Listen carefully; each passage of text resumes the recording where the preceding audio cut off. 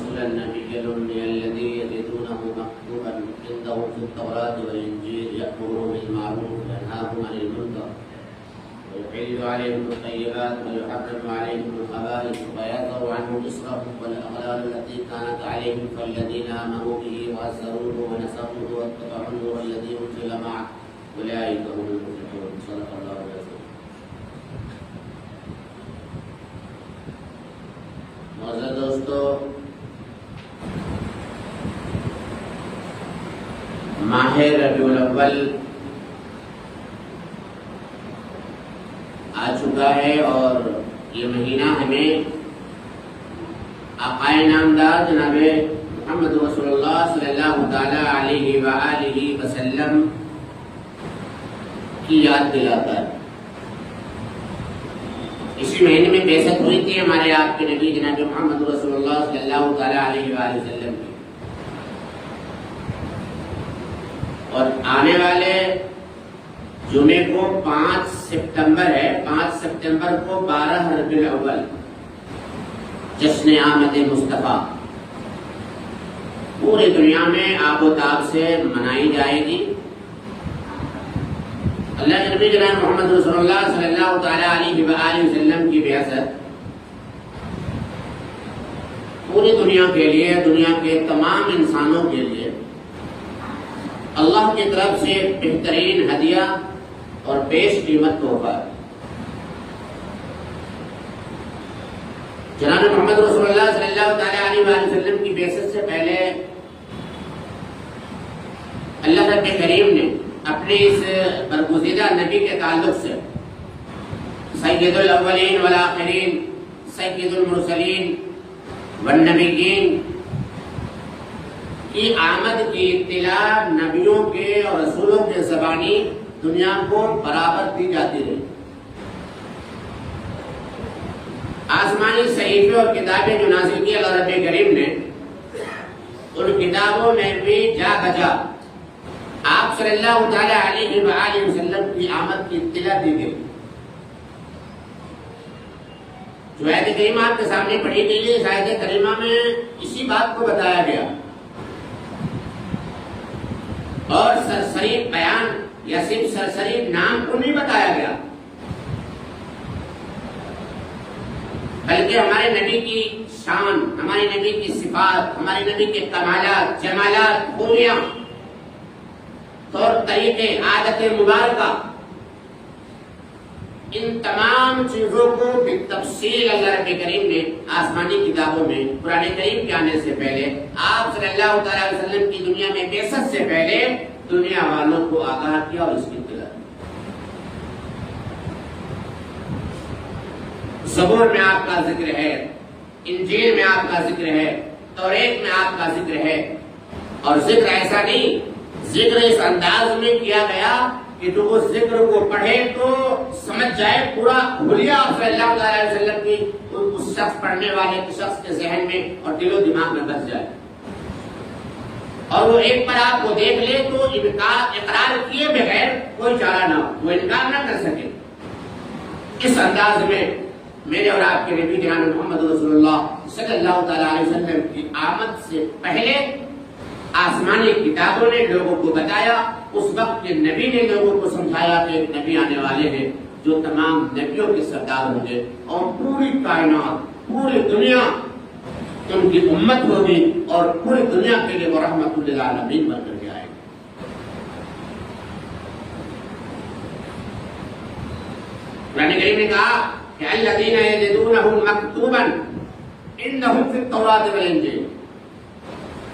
الذين يتبعون الرسول النبي الأمي الذي يجدونه مكتوبا عندهم في التوراة والإنجيل۔ میرے بھائیو، یہ آیت ہمیں یہ بتاتی ہے کہ اللہ کے نبی صلی اللہ تعالی علیہ وآلہ وسلم پر صرف ایمان لانا یہ کامیابی کی دلیل اور آخری درجے کی دلیل نہیں ہے۔ ایمان کے ساتھ ساتھ اللہ کے نبی صلی اللہ تعالی علیہ وسلم کی اطاعت، اتباع، اور آپ صلی اللہ تعالی علیہ وسلم کی تابعداری اور فرما برداری یہ لازم ہے کامیابی کے لیے۔ ایمان پہلی شرط ہے، اور دوسری شرط آپ صلی اللہ تعالی علیہ وسلم کی زندگی کے مطابق ہماری زندگی گزرے. یہ کامیابی کی کلید ہے. اس لیے فرمایا الذین یتبعون الرسول النبی الامی الذی یجدونہ مکتوبا عندہم فی التوراۃ والانجیل. وہ رسول وہ نبی جو رسول ہے اللہ رب کریم کا، اور وہ امی ہے. امی سبق جو پڑھایا ہے امی لقب نے، سبق جو پڑھایا ہے امی لقب نے، وہی آج امت کو کام آ رہا ہے. ہمارے نبی امی تھے، اور امی ہونا آپ صلی اللہ تعالی علیہ وسلم کا ایک بڑا معجزہ ہے. امی کے معنی ان پڑھ، امی کے معنی بے پڑھا لکھا. اس لیے پورے عرب کو امیین کہا گیا، چونکہ عام طور سے عرب والے پڑھے لکھے نہیں تھے، اور ہمارے نبی کو بھیجے گئے امی. امی ہونا، بے پڑھا لکھا ہونا ہمارے آپ کے لیے عیب کی بات ہے. یہ کوئی خوبی اور کمال اور بڑائی کی بات نہیں ہے، لیکن میرے اور آپ کے نبی کے لیے امی ہونا یہ خوبی کی بات ہے، کمالات کی بات ہے، جمالات کی بات ہے، اچھے اوصاف کی بات ہے، آپ کی بلندی کی بات ہے. وہ یوں کہ آپ صلی اللہ تعالی علیہ وسلم مکے میں پیدا ہوئے، 40 سال آپ صلی اللہ تعالی علیہ وسلم نے ان کے درمیان زندگی گزاری. کسی سے پڑھا نہیں، کسی سے لکھا نہیں، کسی کو استاد نہیں بنایا، کسی کے پاس بیٹھ کر کچھ سیکھا نہیں. والد ہیں انتقال سے پہلے دنیا چھوڑ گئے، والدہ ہیں 6 سال کے بعد آپ کی عمر 6 سال ہوئی تو والدہ چلی گئی، پھر 8 سال میں وہ دادا چلے گئے، پھر چچا چلے گئے. کوئی ایسا معلم، کوئی ایسا مربی، کوئی ایسا سکھانے والا جنہوں نے آپ کو سکھایا ہو، کسی نے نہیں دیکھا. اور جب آپ کی عمر 40 سال ہوتی ہے تو آپ بولتے ہیں، دعوت دیتے ہیں لوگوں کو، اور ایسے کلمات کا استعمال کرتے ہیں، ایسا کلام پیش کرتے ہیں، ایسی باتیں پیش کرتے ہیں، تو اس وقت کے بڑے سے بڑے پڑھے لکھے علماء، اس وقت کے حکماء، ادباء، اس وقت کے شاعر آپ کے کلام کو سن کر دنگ رہ جاتے ہیں اور دم بخود ہو جاتے ہیں. اور ایسا ہی نہیں کہ آپ صلی اللہ تعالی علیہ وسلم نے بڑے اونچے کمالات اور جمالات کی باتیں کی، بلکہ آپ صلی اللہ تعالی علیہ وسلم جیسا ایک کلام کا ایک ٹکڑا بھی عرب پیش نہ کر سکا. کہ آپ صلی اللہ تعالی علیہ وسلم بے پڑھے لکھے ہونے کے باوجود آپ کی زبان مبارک سے، آپ کے عادات، آپ کے اخلاق، آپ کے کردار، آپ کے اوصاف سے علم کے ایسے جوہر، علم کے ایسے دریا، بلکہ سمندر بہے کہ پوری دنیا کو آپ صلی اللہ تعالی علیہ وآلہ وسلم نے جو سبق پڑھایا ہے، جو سکھایا ہے، جو تعلیم دی ہے، دنیا اس بات سے قاصر ہے کہ کوئی اور بھی اس انداز میں اور اس پیمانے پہ دنیا کو تعلیم دے سکے. آپ دنیا کے سب سے بہترین معلم ہیں، سب سے اچھے مدرس ہیں، کہ بے پڑھے لکھے ہو کر کے بھی آپ صلی اللہ تعالی علیہ وسلم نے وہ پڑھایا ہے لوگوں کو، وہ سکھایا ہے کہ آج اپنے غیر لوگ بھی آپ صلی اللہ تعالی علیہ وسلم کی تعریف، تعلیم کی، اخلاق کی اور آپ کے کمالات کی تعریف کرتے ہوئے نہیں کرتے.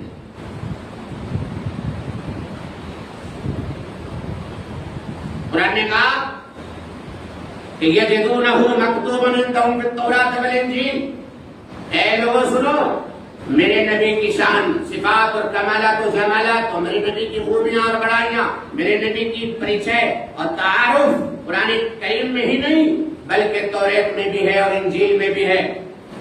یہ قرآن نے دعویٰ کیا. اور آپ جانتے ہیں کہ جس وقت اسلام آیا پورے دنیا میں عام طور سے عیسائیوں کا غلبہ تھا، یہودیوں کا زور تھا،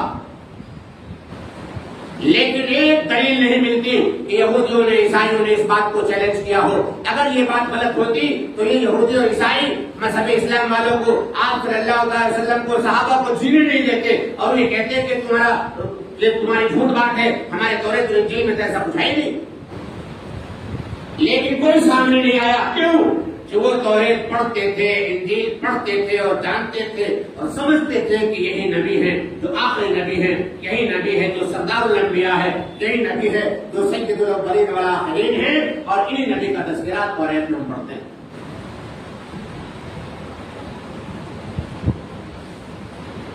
امام بیہقی نے دلائل النبوہ میں حضرت انس رضی اللہ تعالیٰ عنہ کی روایت نقل کی ہے کہ اللہ کے نبی جناب رسول کریم صلی اللہ علیہ وسلم کے پاس ایک یہودی بچہ خدمت کیا کرتا تھا آپ کی۔ آپ کو اطلاع ہوئی کہ وہ بیمار پڑ گیا، آپ صلی اللہ تعالیٰ علیہ وسلم اس کی عادت کے لیے گھر گئے، اس یہودی بچے کے گھر گئے، مزاج پوچھا، طبیعت معلوم کی۔ سرانے اس یہودی لڑکے کا باپ تورات پڑھ رہا تھا۔ اللہ کے نبی جناب محمد رسول اللہ صلی اللہ علیہ وسلم نے ارشاد فرمایا کہ اے یہودی، یہ بتا، میں تجھے اللہ کی ذات کی قسم دیتا ہوں جس نے موسیٰ علیہ السلام پر یہ توریت نازل فرمائی ہے، کہ کیا تم اس توریت میں میرے بارے میں بھی کچھ پاتے ہو، میرے بارے میں بھی کچھ لکھا ہے تو مجھے بتاؤ۔ وہ یہودی کہتا ہے کہ نہیں، تمہارے بارے میں کچھ نہیں لکھا، قربان جاؤ اس معصوم بچے پر، اس چھوٹے بچے پر، یہودی کے اس چھوٹے بچے پر جو آپ صلی اللہ علیہ وسلم کے بارے میں توریت میں پڑھ چکا تھا، جان چکا تھا، آپ کی صحبت میں رہ کر آپ کی حقانیت کو، آپ کی صداقت اور کمالات و جمالات کو دیکھ چکا تھا۔ فوراً وہ بیمار بچہ جو مرنے کے قریب ہے اپنے باپ کی طرف تیز نگاہوں سے دیکھتا ہے اور کہتا ہے کہ میرا پاپا جھوٹ بولتا ہے کہ یا رسول اللہ آپ کے بارے میں توریت میں بہت کچھ لکھا ہے۔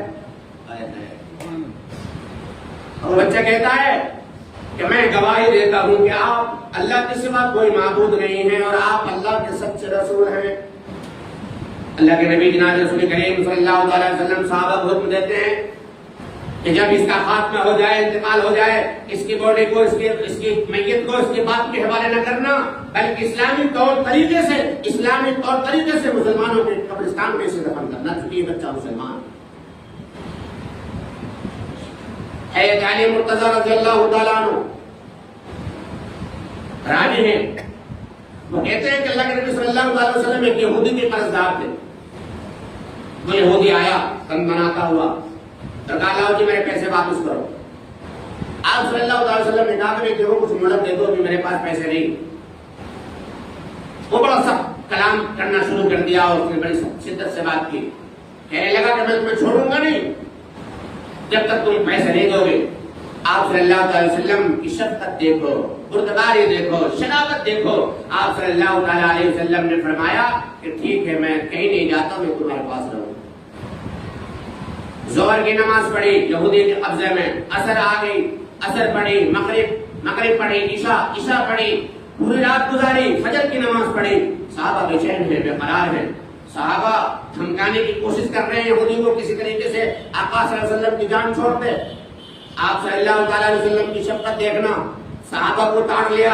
اور آپ نے فرمایا کہ کیا تم یہودی کو ڈرانے کی کوشش کر رہے ہو، تم انہیں ان پر زور دباؤ بنا رہے ہو؟ سنو، میرے اللہ نے مجھے یہ حکم دیا ہے کہ کسی بھی معاہدے والے سے لین دین والوں کے ساتھ میں سختی نہ کروں۔ فجر ہو گئی، صبح کی نماز آپ نے ادا کر لی، وہ یہودی آتا ہے بارگاہ رسالت میں اور کہتا ہے سننا، وہ یہودی کہتا ہے کہ یا رسول اللہ، میں نے آپ کے ساتھ جو سختی برتی ہے، شدت کا جو معاملہ کیا ہے، میں نے توریت میں آپ کے بارے میں بہت کچھ پڑھا تھا، میں تو بس آپ کا امتحان لے رہا تھا کہ توریت میں جو بات آپ کے لیے لکھی گئی ہے وہ بات سچ ہے یا غلط ہے، وہ صفات وہ کمالات آپ کے اندر موجود ہے یا نہیں ہے۔ میں نے آپ کا امتحان لیا اور آپ کو ویسا ہی پایا جیسا آپ کے بارے میں توریت میں لکھا تھا